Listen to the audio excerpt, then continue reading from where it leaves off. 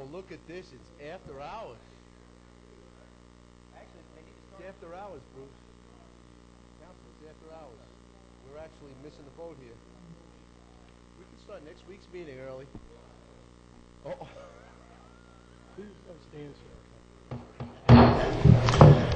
Good morning. We will call to order the June 17, 2014 meeting of the Indian River County Board of County Commissioners. At this time, I'd like to invite the Community Development Director, Stan Bowling, to come up and lead us in the invocation, followed by the Pledge of Allegiance led by Commissioner Flesher. Everyone please rise. Stan, welcome. Good morning. Thank you. Let's pray. Lord God, we come to you together this morning, and we ask that you would help us rethink and reorient ourselves to you. We ask that you would help us follow you. We know that there are so many other things to follow, including many times our own thinking, which has its limits. And we acknowledge those limits this morning. We know we need you to reveal yourself to us and for you to lead and for us to follow. You're at the ends of all that transaction. And we ask that this morning for each and every one of us. We ask that for our board this morning, that you would guide and they would follow, and that the decisions that are made and the way that they're carried out into the future would be done in a way that glorifies you. We ask this in your name. Amen. Amen. Amen. Please join with me in the Pledge of Allegiance to the greatest nation on earth.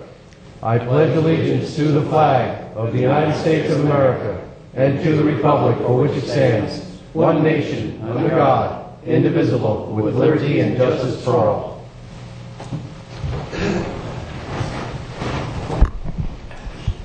Thank you. I have a very, very brief announcement. As you walked in, you noticed out front there's 3 different containers here for potential single-stream recycling. It's a little bit like the Goldilocks and the 3 Bears. And the Solid Waste Disposal District is asking you to fill out a survey form, which size you would prefer if we do go with single stream. So if everyone would take a minute and fill one of those out, we would greatly appreciate your input. And we'll recycle the responses. And we will recycle the responses, absolutely. Under additions to and deletions to the agenda, under item 8B, there is a minor typo.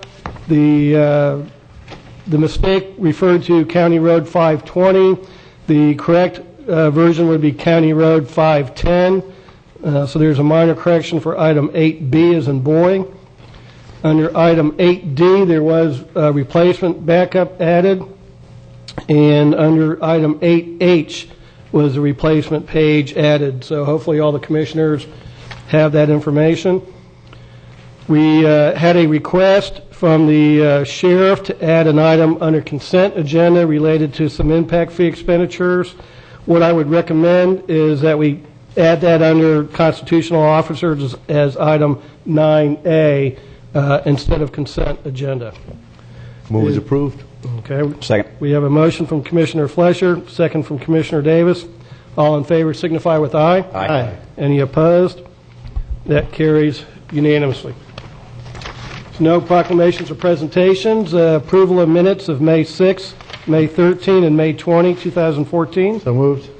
Second. We have a motion from Commissioner Slory, second from Commissioner Flesher for all 3 sets of minutes. All in favor signify with aye. Aye. Any opposed? That carries as well. Informational items. We do just have a couple notices there. Daniel Baker is retiring from the Utility Services Division with 23 years of service, so we greatly appreciate that. Kurt Friedwald is also retiring from the Utility Services, also with 23 years of service. So, Kurt, we appreciate your service to the community. And there is a Economic Development Council vacancy for a realtor position. Gentlemen, that takes us to the consent agenda. Does anyone wish to have anything pulled for discussion? Move approval. Second. We have a motion from Commissioner Flesher, second from Commissioner Davis. Is there anyone from the audience that would like to have a consent agenda item pulled for further discussion? Good morning. Welcome. Good morning. Althea McKenzie, 2405 16th Avenue. I'd like to discuss item 8F, which is the amendment for the work order on the 45th Street Improvement Beautification Project. Thank you. Thank you. That's a request for item F. Mr. Chairman, Mr. Johnson is... Okay. Mr. Johnson, welcome. Bob Johnson, Corwin Subdivision. Could we have a little short presentation or explanation on 8D? What? 8D? D as in Delta. We can certainly pull that to further discuss, Mr. Johnson. No problem. So we have items F and D as in dog pulled for discussion. On motion by Commissioner Fleischer, second by Commissioner Davis. All in favor signify with aye. Aye. Any opposed? That carries unanimously. Ms. McKenzie, your item F, please.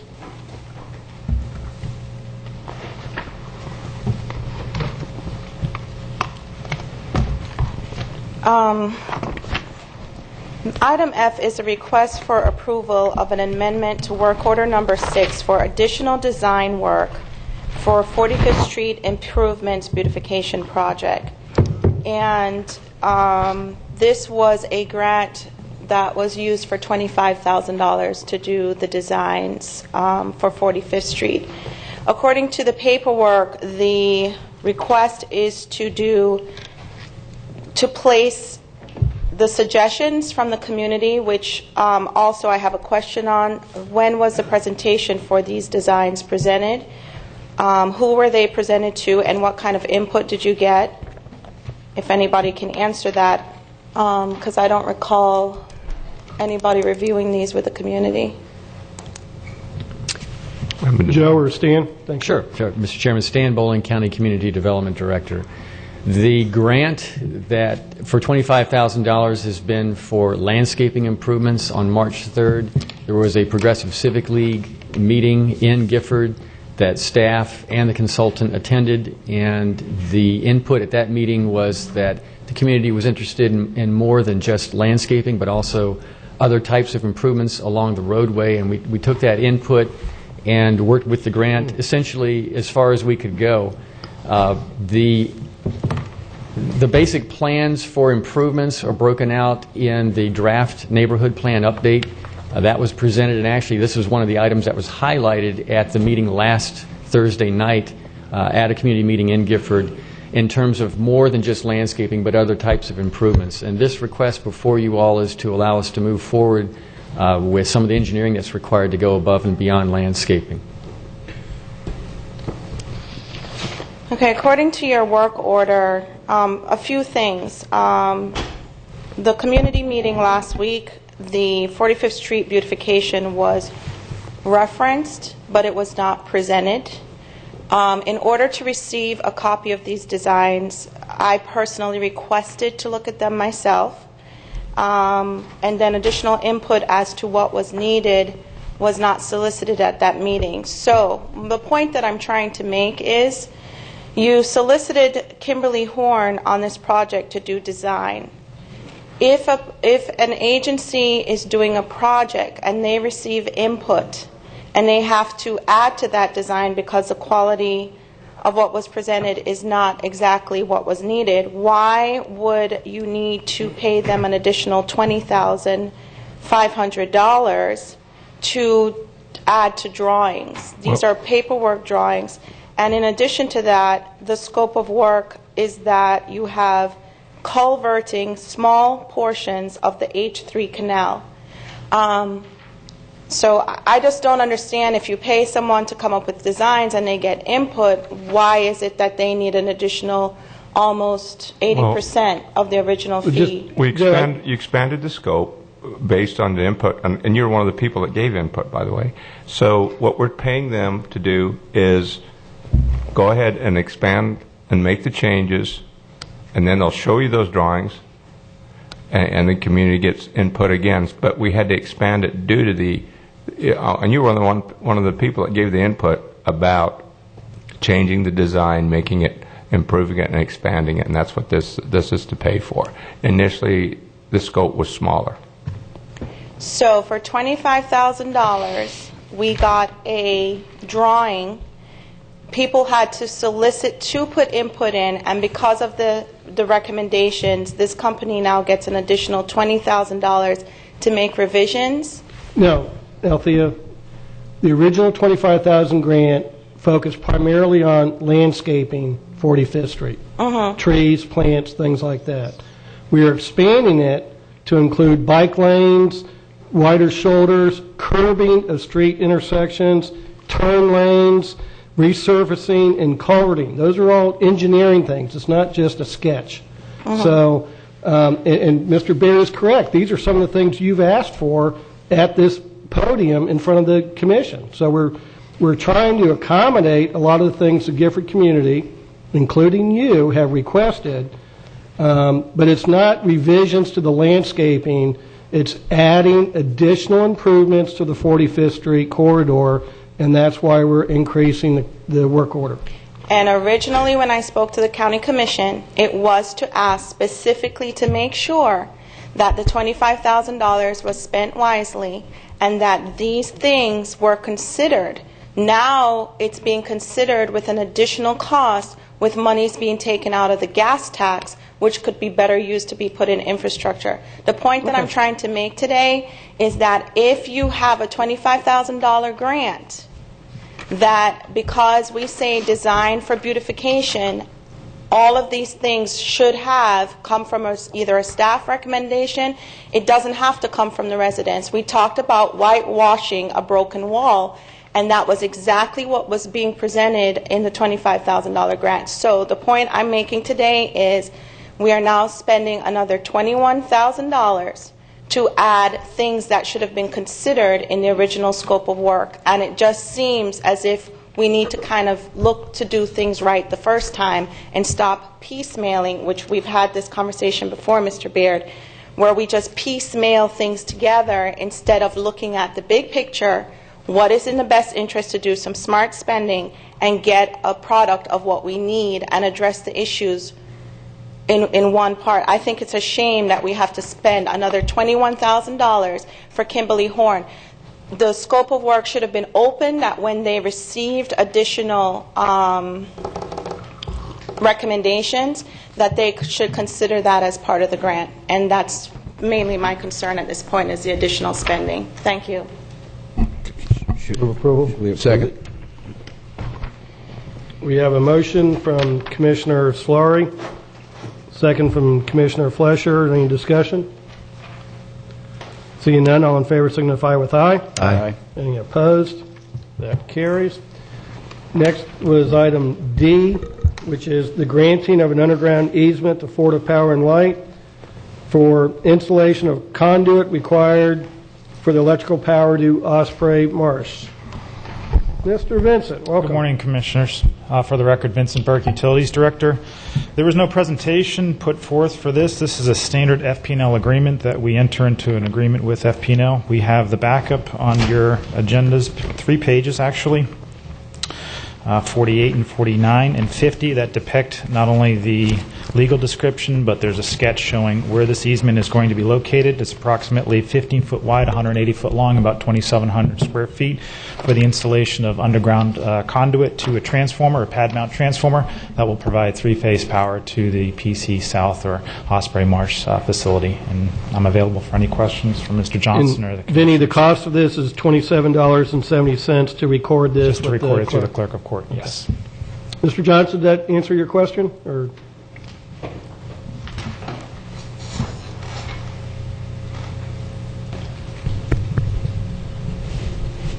a while back, you approved the whole project, $7 million or something for this project. Is this expansion by Florida Power and Light, is that cost to do that included in the original $7 million that was... It would be part of the budget. Here's the problem: is we're giving an easement to furnish electric to our property, and since we're giving an easement, and it's because of the public process, normally a business wouldn't bring this forth, but anytime we give an easement on our land, it has to be approved by the board. It's a very small item, $27, and since we're giving an easement on property owned by the public, it has to be in a public meeting. I think that's Do why. we have a diagram of the easement? We do, and Vinny will give it to you, but we have to have it to have electric, and it's part of the whole project. My question, though, is this was included in the original approval by the board for the whole project of I think to answer your question, it doesn't run the project. There's going to be small dollar amounts like this, but it doesn't run the project over budget. We know we're going to have to do things like this. Thank you. And also, during construction, there's a lot of earth movement. FP&L would not normally put the underground electric in place and have some issues. So typically, the site work is done before the electric and the pad mount transformer is put in place. Now that we know where that is, the utility services goes out there. They earmark that to identify where it is exactly, so that can be recorded with the clerk of court. Okay. Thank you, Vinny. Move staff recommendation. Second. Motion by Commissioner Slory, second by Commissioner Flesher. All in favor signify with aye. Aye. Any opposed? That carries as well. That concludes the consent agenda. We move to constitutional officers, where we had added requests from the sheriff for some expansion projects. So with that, good morning, Sheriff. Welcome. Good morning, Chairman. Good morning, Commissioners, and appreciate you getting me on the agenda in short order. This is an expansion using correctional impact fees, $26,000 approximately for ladders. And gentlemen, as you know, that facility was built in 1986, and the existing way or method that we have on getting on different levels of the roof consists of basically industrial ladders that are chained to the wall. This expansion allows fabricated ladders that will assist in the risk management of our men and women that traverse there. And the second is about $8,600 for cameras that expand the scope of what we do at the county jail. As you know, we have about 256 cameras in the jail right now, and this would complement them in an expansion fee. And I do believe that this is covered under the impact fees that the county affords us.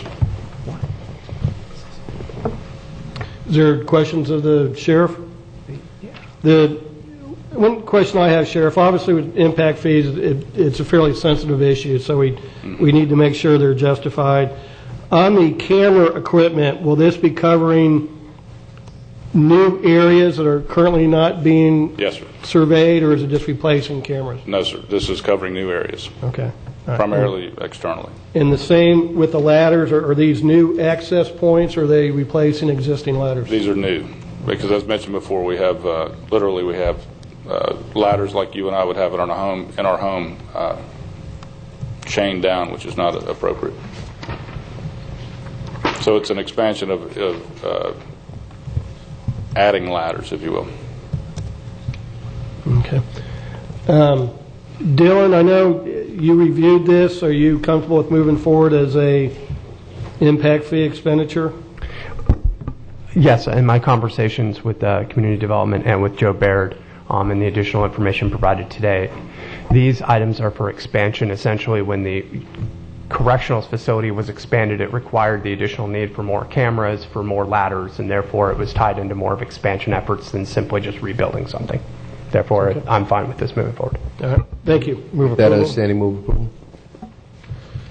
We have a motion from Commissioner Slory, second for Commissioner Flesher to approve staff recommendation that these items are expended to qualify for expansion and growth in the community. With that, all in favor signify with aye. Aye. Any opposed? That motion carries unanimously. Thank you, Sheriff. Thank you for your consideration, gentlemen. Yes, sir. Next is a public hearing. Is a consideration of amendment to Land Development Regulations, Section 901.03, definitions to establish the definition of a commercial service street and to modify the definition of yard front to specify the appropriate yard designations for properties that abut a commercial service street. Memorandum is dated May 30, 2014. This is legislative in nature. And with that, good morning again, Mr. Bowling. Thank you, Mr. Chairman. Just a couple of items. You all actually considered this particular issue that the Land Development Regulation Amendment relates to about 2 months ago. And it relates to a section specifically of 50th Avenue that lies between 87th Street and at its northern terminus up at US 1. This is in the Bobasso area. And the genesis of this was redevelopment of property at the northwest corner of US 1 and 87th Street. It was an older retail establishment. It had been a convenience store and retail. And it was renovated and greatly upgraded in accordance with corridor plan requirements in the Bobasso area. And the owner wants to expand the improvements and do a building addition to the north. But in this particular case, 50th Avenue is still designated as a street under our land development regulations as they apply today and would have a 25-foot setback. They desire a 15-foot setback, actually, to extend their property to the north. And as we looked at this particular situation, staff determined that actually this entire segment of 50th Avenue, rather than just the particular owner's property, is affected, and perhaps a land development regulation amendment is warranted. And you all agreed back in April, and we've moved this amendment forward. A few things. This particular segment of 50th Avenue has a unique history and function with the way that it was established in the 20s, and then US 1 came through. We have a number of street types in our LDRs now that don't reflect the 50th Avenue situation. And the LDR change addresses not only this property, but the properties to the north that have some constraints. And we think that recognizing the characteristics of 50th Avenue is going to help redevelopment eventually in the future. It was discussed at your April 15th meeting, and as directed, staff has moved this amendment forward. Our existing regulations have a number of road types, 6 of them actually, that are defined from the most highly functional ones, arterial roads like US 1, down to minor arterials, collectors, subdivision collectors, and then down to minor streets like 87th Street and even marginal access streets. Beyond that, we also have alleys defined in our ordinance, but they provide only secondary access as defined.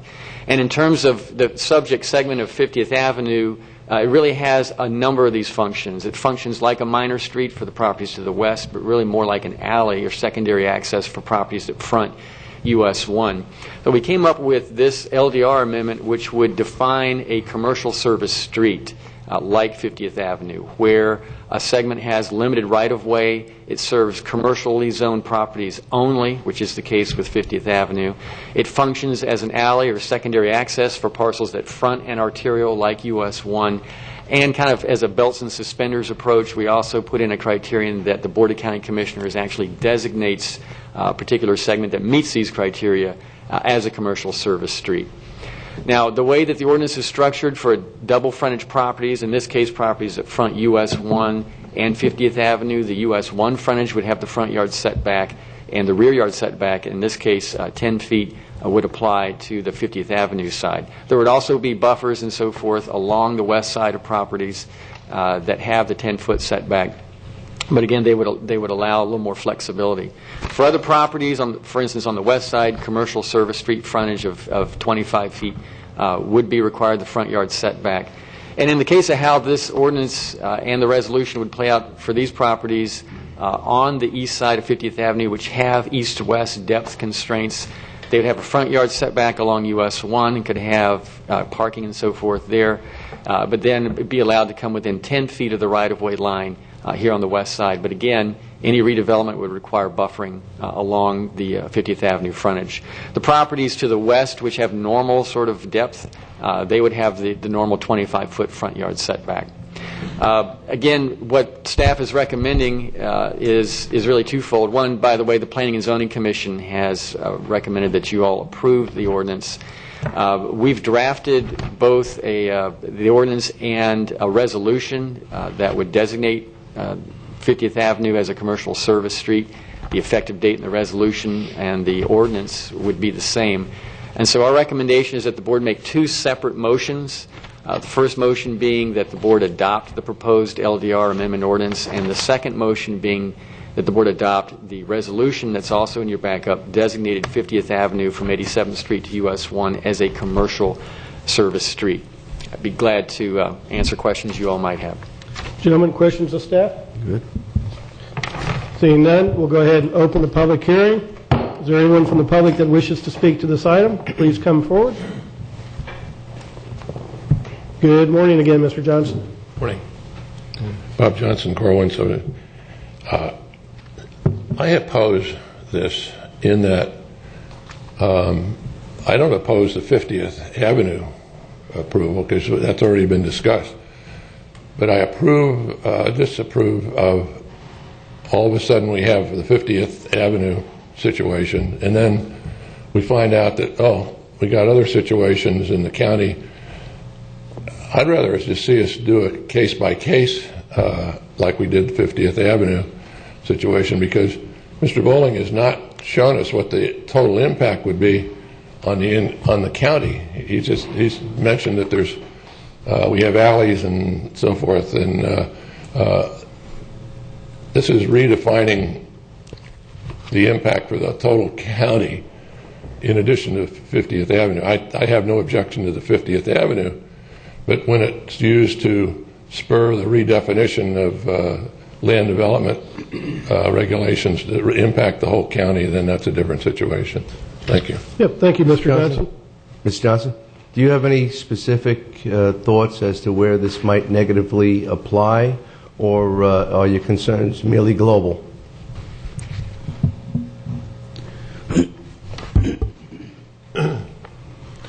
Well, Stan has we've already explained the 50th Avenue, and that's fine. But to not tell us what the impact would be for the whole county as a result of this redefinition, and that's a different situation. So to answer your question, it's the whole county is what I would be concerned about, not knowing what the impact would be, the side effects of the redefinition. Okay. Commissioner Slurry? Yes, Stan, can you put up the picture with the block on it? It's got the property and shows the half block at 50th. My understanding is part of the problem was caused by the building of US 1 after the area was platted. That's correct. If you look at this particular property, and again, I think Mr. Johnson raises a good point. This is a land development regulation. It is countywide. We believe that the criteria are very narrow. In fact, staff is not aware of any other situation that this applies to. But if it does, there's also kind of the extra safety of the board having to look at a resolution to clear. But in this particular case, you're correct. As you can see, what was once a full block with full east-west depth, a lot of it was cut off by US 1. And so we think this is uniquely situated because of its history. And if you notice, if you went to the north and tried to put the front and back setback, the front yard setbacks on all the properties, you're basically making the properties unusable. That's correct. And this is an area that's already developed. So basically you have something which was caused by government intervention after the platting of the land, which would actually help redevelopment, because this is not going to basically occur in new areas of the county that are platted correctly. That's correct. It's going to happen in areas that are older in the community that we want to redevelop anyway. So, and other than I'll just note that the rule of law suggests that we treat similar cases similarly and not go by the case-by-case basis recommended by Mr. Johnson. So I think that this is absolutely appropriate. It's consistent with the rule of law and consistent with good planning in our community and consistent with redeveloping areas of the county which we'd want to redevelop as opposed to expanding outward. And Stan, I guess if I look at this simply, it's that the current ordinance says in this particular stretch you have two front streets. That's correct. And they're impacted because of the front setbacks. And all we're doing is saying, okay, we're just going to pick one front street and then treat you like anybody else. That's correct. I think there's good reasoning for that. And again, I just want to point out all the properties that front on this segment are zoned commercial. So this is really dealing with, that's why we call it commercial service street. Okay, good. Mr. Burkett, good morning, welcome. Good morning, thank you. I just want to point out that this is, sometimes if you didn't know when you came in office, you know now when you write a law or an ordinance or a regulation, it often catches and prevents things that it's not intended to. So we have an ordinance here that is preventing development of a piece of property which is shaped the way it is as a result of what Mr. Solari said, government action.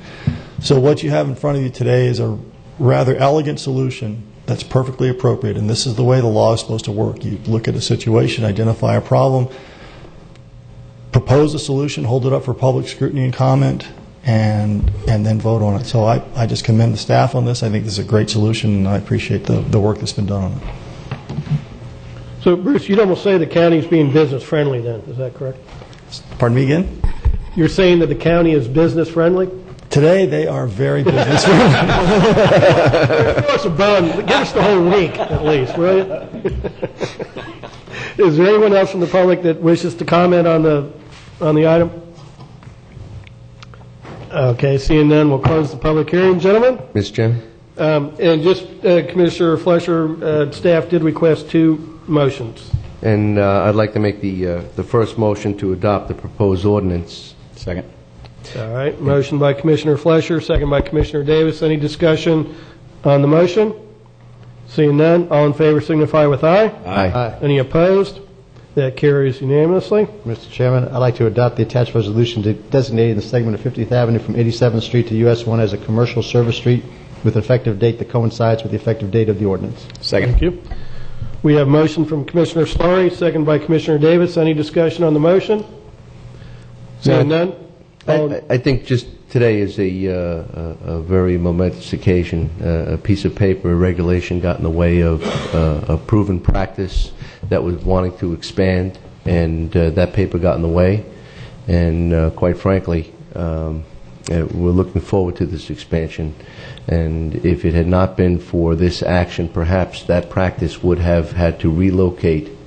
So I think we are business friendly. So thank you for that there, Councilor. And might I add just one last, this is going to be probably the first time we get to use the substantially equivalent portion of the common sense ordinance. Functionally equivalent. That's right. That's correct. That's like having a little baby. That's well thought about. 4 years I would ago. like to say Yes, that. yes. I'd like to say that Bruce Barquette's probably the only person that's worse at giving compliments than me. Well, I don't know. I haven't heard either one of you get one. Well, we'll conclude the discussion with that. All in favor of the motion, please signify with aye. Aye. Any opposed? That motion also carries by a 5-0 vote. Thank you all very much. Stan, thank you very much. Mr. Reingold, if you would do the honors, please, of the public notice item. Absolutely, sir. To the Commission and to the audience, there's a notice of scheduled public hearing for July 1st, 2014. This is to consider adoption of a proposed ordinance amending the Indian River County Code with respect to prohibited hours of sale, service, and consumption of alcoholic beverages. Again, this item will be heard on July 1st, 2014. Thank you, Dylan. There's no county administrator matters. There are no departmental matters. There are no county attorney matters. That then takes us to the commissioners' matters. And first is an item under Commissioner Davis, interlocal agreement with the City of Fellsmere, memorandum dated June 11, 2014. Commissioner Davis. I'm just going to let Jason, if you want to just tell us what it is real quick, and I think we'll be Good morning. Jason Unmaker, City Manager, City of Fellsmere. I want to thank Wesley for getting me on the agenda so quick. I know y'all are in for a short session. I'm here before y'all with a little bit of a unique request, and that is to assist us through interlocal on a forced annexation. We've been coordinating with y'all for almost 10 years on the 2 streets that this is about, 100th Lane and 100th Place. I'd encourage any of y'all, if you haven't done so, to visit that area. It's rife with abandoned structures, illegal dumping, prostitution, drug dealing, and it's really hampered our redevelopment efforts. And the Lincoln Park, just south of it, Hall Carter James, we've spent a lot of time and effort redeveloping that area, and this has really stymied it. And as I thought about it, because we've considered this before, we've talked to planning staff about this before, but it is a last resort option to force somebody to come into a city. But I just saw it as not getting better. Nothing we were doing, the county was being responsive, but it's not getting better. And it seemed to me an unfair burden on the county, because if you look at the way this is developed, this is a small lot subdivision that needs urban services. And that's, if you remove the City of Fellsmere from the equation, this is miles and miles from the county's urban service area. So it just doesn't make sense. So we'd like to coordinate with y'all on that. I did include the statutory reference for the county attorney's consideration, and would welcome any help y'all could give us on making this happen. Thank you, Jason. And Stan, just community development, I think there's an email in our backup that staff is supportive of the request. That's correct. This is an enclave. We certainly support moving forward with this. Mr. Chairman. Commissioner Davis. I move that we direct staff to help facilitate and support the annexation of this area. Second. We have a motion for Commissioner Davis. Since he woke up over here, I'm going to give the second to Commissioner Zork. Okay. Good morning. Wait. Will that come before us again? I assume the approval of the actual interlocal will. Yes. Okay, I think the action is probably good. I would like to take a chance just to visit it once, but from... And this is just to make sure that we're all on board for preliminary to get... Yeah, that's what I thought. I just want to make sure. So I'm good with that, and again, from everything I've heard, it's probably the appropriate thing to do. And it's to support and to help facilitate. Yeah. Okay. Thank you very much. Jason, thank you for being here, and also like to acknowledge Vice Mayor Joel Tyson is in the audience. Joel, welcome, and thank you for coming.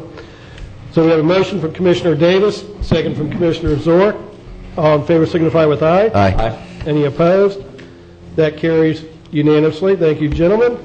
That then takes us to Commissioner Zork's matters. This was from last week, but due to your unexpected absence, Commissioner, we tabled this to allow you to present your item. So with that, Commissioner Zork. Great, thank you. Earlier this year, when the chairman went through the different positions and committees that we would sit on, I took the place of Commissioner Davis on the St. Johns River Alliance. And I'd always heard of them in context, but I didn't really know exactly what all they did, how involved they were. So I've been attending the meetings since in the beginning of the year. And with all the things that are going on with the lagoon, with St. John's, with just a variety of different aspects, I think as the future of the St. Johns River, our portion of the basin, that the Alliance is going to play some significant role in helping shape what the part of the future is going to be. At least that's my feeling from the last 4 or 5 meetings that I've been to with them. Recently they had gone through, or I should back up, when the economy slowed down, they did not what the Regional Planning Council did, was said, no, you can't reduce our fee. We're not going to cut back our expenses. I look back and they made significant double-digit percentage cutbacks in their operations, salaries, staff, and actually suspended collecting of counties' membership dues for a couple of years. And as things have started to get back underway, they did keep their activities going. They just did it with less dollars, something that the Regional Planning Council maybe could learn from them, that you can still be productive and do it with a smaller dollar. I think as Indian River County being a portion, or being part of the Alliance, that and looking at the due structure that they have, one, we have, I believe it's the lowest dollar amount due structure, which is good, is that I sometimes, when I'm there, knowing that we're not a paying member and seeing the work that they do, that we're sort of not shortchanging them, but you feel a little uncomfortable. You're the guy in the room that's not paying the dues to the Alliance, and they're working towards some of the betterment of the overall picture of the St. Johns River basin area. So I wanted to open it up for discussion to see if anybody else had similar feelings. I know, Commissioner Davis, you were on that group last year, and see what thoughts you might have had. If you look at what their staff is paid, they are, I think Joe Baird would be proud of the value of the staff that they pay, because it's very, very reasonably priced. It's not high-priced consultant types of things. Their program manager for the year is $41,000. Their executive director is $48,000, and these people pretty much work full time at their effort for the Alliance. So most of the dollars go into program activities, not going to salaried positions, which is where I like to see the money go in something like this. So any other thoughts or questions from any other members? Gentlemen, anything? Commissioner, if you want to make the motion, I'll second it, and we'll see what happens. All right, I'd like to make a motion that we support the St. Johns River Alliance with I guess this would be either the 2014-15 due structure of $2,500. Second. We have a motion from Commissioner Zork, second from Commissioner Davis. So Any it is going- discussion? It is going forward for the 14-15 year.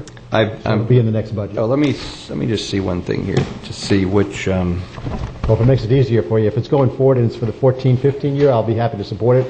If it's going backwards, It says county membership dues for year 2014, and the date that this was prepared was May 20th, so it's a recent invoice. So I would guess that it would Go ahead run and put that in the a, motion if there's any, if it's unclear, because I'm with Commissioner that's for Solari on the this. next fiscal year. Yes. Okay. All right. All right, so the motion is clarified to be the $2,500 membership fee for the 2014-2015 fiscal year. Right. Is that everyone correct? Any further discussion? Seeing none, all in favor signify with aye. Aye. Any opposed? That motion carries 5-0. There being no agenda items for special districts or boards, gentlemen, anything to wrap up with? Oh, you're all on the way to the conference? I believe several of us are, yes, sir. That's outstanding. I'll be here on the home front celebrating 25 years of service, if we call it that, with Rosemary. So you're doing that today? Yes, that's today. Today's my 25th wedding anniversary. Jack and I celebrate 32 years of marriage every day. Is Jackie watching this on tape? If not, you need to send her a DVD of that. Oh, wait, you don't have a TV. My reward started right after I do, and it's... All right, it's getting sickening sweet in here now. It's time to move on. I'll be happy to match your 1-for-1 if you'd like. I just have to compliment Commissioner Fletcher for... My reward started when I said I don't. Stay out of this one. My reward started when I said I don't. Working on your first one, aren't you? Chairman has an interesting anniversary story. Yeah, for our 25th anniversary, I arranged for fireworks out at Dodgertown for our celebration. So, What? How do you do that? yeah. Oh, I've got one. Well, I don't want to spoil the surprise. I like that one. Commissioner Zork. Yes, tomorrow, actually on Thursday morning, 9 o'clock, for those of you who might be in Orlando for FAC, I'm going to go over to the FMPA Happy Meeting this Thursday at 9 a.m. where they'll be discussing the $42 million exit penalty that the City of Vero Beach is going to be levied for them not wanting to continue to be part of the All Requirements Project. So it's more of a sit and listen meeting. We don't get to participate much, so I don't think there would be any violation if somebody else wanted to come and listen, but they're a real happy bunch, and they're just really thrilled to see us when we're there in the room. Well, you have fun. I will. Very good. And with that, gentlemen, we stand adjourned.